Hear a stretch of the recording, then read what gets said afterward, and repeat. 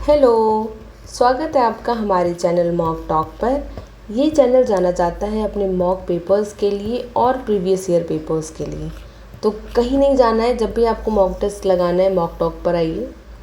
आज हम लोग आपके लिए लेकर आए हैं बीपीएससी टीआरई 1 में जो क्लास 6 to 8 का पेपर हुआ था, उसमें सोशल साइंस में हम लोग इकोनॉमिक्स का पेपर लेकर आए हैं। तो देर नहीं करते हैं और शुरू करते हैं। पहला प्रश्न है, देशों के मध्य विकास की तुलना का मुख्य गुणांक है। ऑप्शन भूमि, जनसंख्या, आय, डी या फिर ई। तो इसका उत्तर है सी, आय। देखिए, विश्व बैंक की विश्व विकास रिपोर्ट के अनुसार विभिन्न देशों के विकास के स्तर की तुलना करने के लिए प्रति व्यक्ति आय यानी कि औसत आय, ठीक है, औसत आय को ही मुख्य मानदंड माना जाता है। ठीक है, अगला प्रश्न देखिए, औसत आय और भी किस नाम से जानी जाती है। ऑप्शन प्रति व्यक्ति आय, व्यक्तिगत आय, राष्ट्रीय आय, डी या फिर ई। तो इसका उत्तर है ए, प्रति व्यक्ति आय। अगला प्रश्न, मानव विकास रिपोर्ट किस संगठन द्वारा प्रकाशित की जाती है। Option UNDP, UNESCO, WWF, D या फिर ई। तो इसका उत्तर है दोस्तों ए यानी यूएनडीपी। आप मुझे कमेंट में यूएनडीपी की फुल फॉर्म लिख के बताएंगे, देखें किसको किसको आता है। अगला प्रश्न देखते हैं, अर्थव्यवस्था में तृतीय श्रेणी का उद्योग और क्या कहलाता है। ऑप्शन कृषि उद्योग, सेवा क्षेत्र, उत्पादन उद्योग, डी या फिर ई। तो इसका उत्तर है बी यानी सेवा क्षेत्र। अगला प्रश्न, मनरेगा 2005 के अंतर्गत सरकार द्वारा ग्रामीण बेरोजगारों को एक वर्ष में कितने कार्य दिवस के रोजगार की गारंटी दी जाती है। ऑप्शन देखिए, 200 या फिर 50 या फिर 100, डी या फिर ई। बहुत सिंपल है, सबको आता होगा, इसका उत्तर होगा सी, 100। अगला प्रश्न, भारत में बैंक अपनी जमा का कितना प्रतिशत धन नकदी के रूप में रखते हैं। ऑप्शन 25%, 15%, 30%, डी या फिर ई। तो इसका उत्तर होगा बी यानी 15%। ठीक है, अगला प्रश्न देखते हैं, निम्नलिखित में से कौन सा विकल्प वैश्वीकरण को इंगित करता है। ऑप्शन देखिए, देशों के मध्य तीव्र आर्थिक एकीकरण, सांस्कृतिक एकीकरण, देशों के मध्य पृथक्करण, डी या फिर ई। तो इसका उत्तर होगा ए, देशों के मध्य तीव्र आर्थिक एकीकरण। अगला प्रश्न देखिए, भारत सरकार द्वारा उपभोक्ता संरक्षण अधिनियम यानी कोपरा कब पारित किया गया। ऑप्शन देखिए, 1991, 1992, 1986, डी या फिर ई। तो इसका उत्तर है सी, 1986। अगला प्रश्न देखिए, भारत में राष्ट्रीय उपभोक्ता दिवस मनाया जाता है। कब मनाया जाता है बताना है आपको। ऑप्शन देखिए, 24 दिसंबर को, 21 नवंबर को, 23 मई को, डी या फिर ई। तो इसका उत्तर है ए यानी 24 दिसंबर। अगला प्रश्न देखिए, अनुचित व्यापार प्रथाओं एवं शोषण के विरुद्ध उपभोक्ता के पास कौन सा अधिकार है। ऑप्शन देखिए, संवैधानिक उपचारों का अधिकार, सूचना का अधिकार, शोषण के विरुद्ध अधिकार, डी या फिर ई। तो इसका उत्तर होगा सी, शोषण के विरुद्ध अधिकार। अगला प्रश्न, अपने नागरिकों को सरकार से उसके कार्यों के बारे में सवाल करने का अधिकार देने के लिए कौन सा अधिनियम पारित किया गया था। Option RTE, IT, RTI, D या फिर ई। फेमस है, सबको आता होगा उम्मीद है। इसका उत्तर है सी, आरटीआई। ठीक है, राइट टू इन्फॉर्मेशन। अगला प्रश्न देखिए, किस बहुराष्ट्रीय कंपनी ने छोटी भारतीय कंपनी पारख फूड्स को खरीदा। ऑप्शन देखिए, लैक्टालिस, कारगिल फूड्स, मार्स, डी या फिर ई। तो इसका उत्तर है बी यानी कारगिल फूड्स। अगला प्रश्न है, मनरेगा अधिनियम के बारे में निम्नलिखित में से कौन सा गलत है। ऑप्शन, भारत के लगभग 625 जनपदों में काम करने का अधिकार, एक वर्ष में 100 दिन के रोजगार की गारंटी, यदि सरकार असफल होती है तो यह रोजगार भत्ता नहीं देगी, डी या फिर ई। तो इसका उत्तर है सी। यदि सरकार असफल होती है तो यह रोजगार भत्ता नहीं देगी। देखिए कानून के तहत प्रावधान है ये कि यदि सरकार 15 दिनों के भीतर रोजगार उपलब्ध कराने में विफल होती है तो वह आवेदक को रोजगार भत्ता देने के लिए बाध्य है। रोजगार भत्ता यानी अनएम्प्लॉयमेंट अलाउंसेस। अगला प्रश्न, 2016 के आंकड़ों के अनुसार निम्नलिखित देशों में से बेहतर मानव विकास निष्पादन वाला देश कौन सा है? ऑप्शन देखिए, बांग्लादेश, श्रीलंका, पाकिस्तान, डी या फिर ई। तो इसका उत्तर होगा बी यानी श्रीलंका। अगला प्रश्न देखिए, वह स्थिति है जब दोनों पक्षों को एक दूसरे की वस्तुओं को बेचने और खरीदने के लिए सहमत होना पड़ता है। ऑप्शन देखिए, वस्तु विनिमय प्रणाली, मार्केटिंग, चाहतों का दोहरा संयोग, डी या फिर ई। तो इसका उत्तर है सी, चाहतों का दोहरा संयोग। अगला प्रश्न देखिए, निम्नलिखित में से कौन सा क्रेडिट की शर्तों के अंतर्गत नहीं आता है? ऑप्शन ब्याज दर, संपार्श्विक प्रतिभूति, जमा, डी या फिर ई। तो इसका उत्तर होगा ई, उपर्युक्त में से कोई नहीं। ठीक है, देखिए ब्याज दर, संपार्श्विक या फिर कोलेक्टोरल, दस्तावेज और भुगतान के तरीके, ये सभी क्रेडिट के शर्तों के मुख्य घटक हैं। ठीक है, अगला प्रश्न देखिए, आरबीआई के बारे में निम्नलिखित में से कौन सा गलत है? देखिए ऑप्शन, आरबीआई अनौपचारिक क्षेत्र की निगरानी नहीं करता है। आरबीआई सरकार की ओर से करेंसी नोट जारी करता है। आरबीआई ग्राहकों से जमा स्वीकार करता है, डी या फिर ई। आसान है, इसका उत्तर होगा डी, उपर्युक्त में से एक से अधिक, क्योंकि ये वाला आरबीआई अनौपचारिक क्षेत्र की निगरानी नहीं रखता है, ये गलत है। इसके अलावा आरबीआई ग्राहकों से जमा स्वीकार करता है, ये भी गलत है।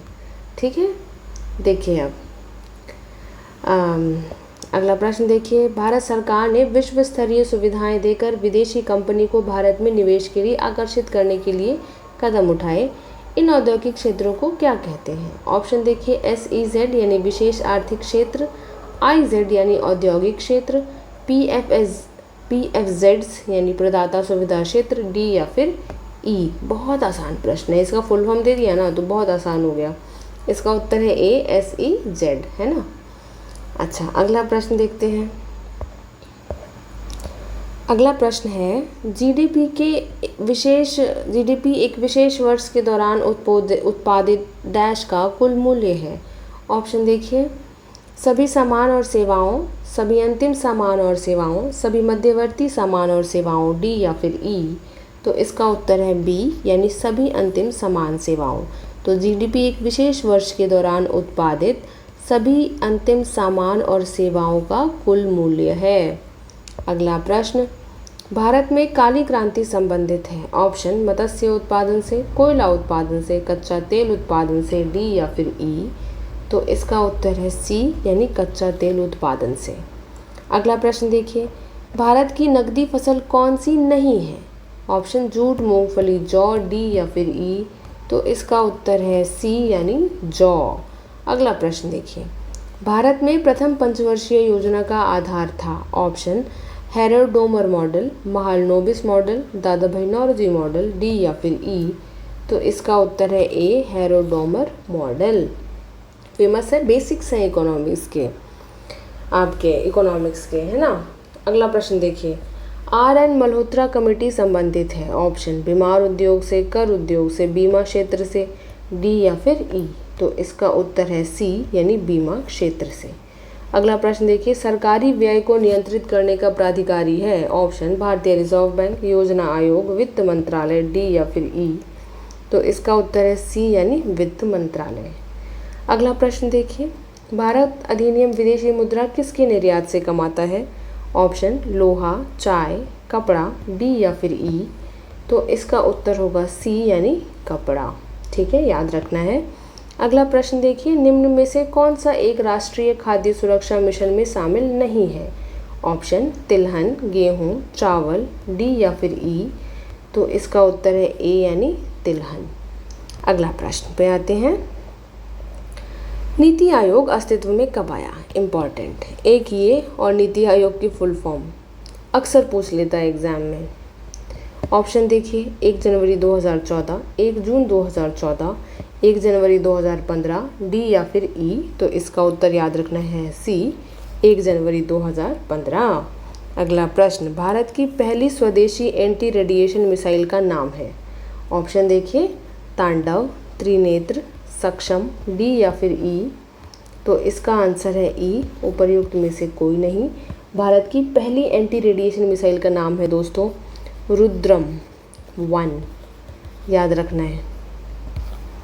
अच्छा, अगला प्रश्न देखिए, भारत का 13वां प्रधान बंदरगाह किस राज्य में स्थापित किया जाने वाला है? ऑप्शन केरल, गुजरात, महाराष्ट्र, डी या फिर ई? तो इसका उत्तर है सी, यानी महाराष्ट्र। अगला प्रश्न देखिए, भारत में किस वर्ष रेल बजट को आम बजट से मिला दिया गया? इम्पॉर्टेंट है। ऑप्शन देखिए, 15, 16, 17, डी या फिर ई? तो इसका उत्तर है सी, यानी 2017। अगला प्रश्न, प्रधानमंत्री किसान सम्मान निधि योजना किस तारीख से शुरू की गई थी? देखिए तारीख इम्पॉर्टेंट है, इसी से समझ में आ जा रहा है। ऑप्शन देखिए, 1 नवंबर 2017, 1 जनवरी 2018, 1 फरवरी 2019, डी या फिर ई?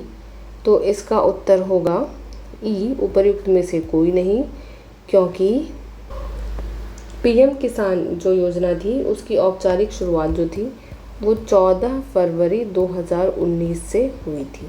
ठीक है। अगला प्रश्न देखिए, गरीबी रेखा को निर्धारित करने के लिए कौन सा संगठन सर्वेक्षण करता है? Option NSSO, NITI Aayog, RBI, D या फिर ई? तो इसका उत्तर है ए, NSSO। ठीक है, राष्ट्रीय नमूना सर्वेक्षण संगठन। ओके, अगला प्रश्न देखिए, गुलाबी क्रांति संबंधित है। ऑप्शन प्याज से, उर्वरक से, अंडा से, डी या फिर ई? तो इसका उत्तर होगा ऑब्वियसली ए, प्याज उत्पादक से। ऐसे सवाल बहुत इजी होते हैं। अगला प्रश्न देखिए, रॉबिनहुड प्रभाव निम्नलिखित में से किससे संबंधित है? ऑप्शन आय और उपभोग, आय उपार्जन, आय पुनर्वितरण, उपर्युक्त में से एक से अधिक, डी या फिर ई? तो इसका उत्तर है सी, आय पुनर्वितरण। ठीक है, रॉबिनहुड प्रभाव उस आर्थिक स्थिति को दर्शाता है भाई जहां अमीरों पर कर लगाकर गरीबों को सहायता देकर आय का पुनर्वितरण किया जाता है। आप में से कितने लोगों को रॉबिनहुड प्रभाव के बारे में पता है? ये एक स्टोरी है, अगर आपको नहीं पता तो मुझे कमेंट सेक्शन में बताइए, तो मैं एक मस्त एक वीडियो बनाऊंगी इसके ऊपर। बहुत इंटरेस्टिंग स्टोरी है, तो आप लोग समझ पाएंगे। अच्छा, अगले प्रश्न पर आते हैं, जो कि है डेयरी उद्योग आर्थिक गतिविधि के किस क्षेत्र में आता है? ऑप्शन तृतीयक क्षेत्र, प्राथमिक क्षेत्र, मध्यवर्ती क्षेत्र, डी या फिर ई? तो इसका उत्तर है बी, यानी प्राथमिक क्षेत्र। अगला प्रश्न देखिए, भारत के संविधान में पंचवर्षीय योजनाओं की अवधारणा किस देश से ली गई है? ऑप्शन रूस, इंग्लैंड, संयुक्त राज्य अमेरिका, डी या फिर ई? तो इसका उत्तर होगा बी, यानी इसका उत्तर माफ़ कीजिएगा है ए, रूस। ठीक है, तो उस वक्त इसको USSR भी कहा जाता था। अगला प्रश्न देखिए, पहले के टाइम में है।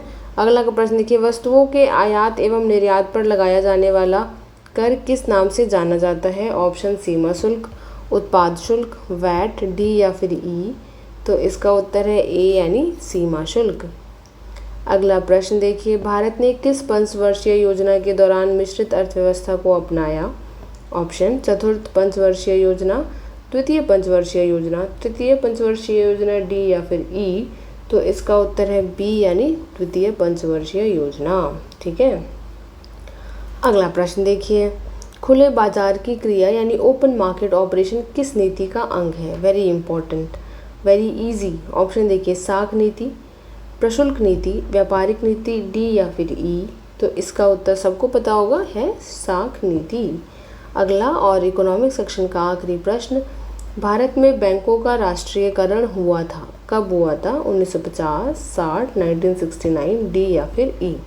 तो इसका उत्तर होगा सी, यानी 1969 में। तो साथियों, इसी के साथ हमारा इकोनॉमिक्स का सेक्शन ख़त्म हो रहा है। मेक श्योर कि जाने से पहले आप हमें सब्सक्राइब कर लें, और अगर आपको हमें कोई भी सुझाव देना है तो feel free to comment in our comment box. Will definitely reply and work on it. Thank you, see you tomorrow.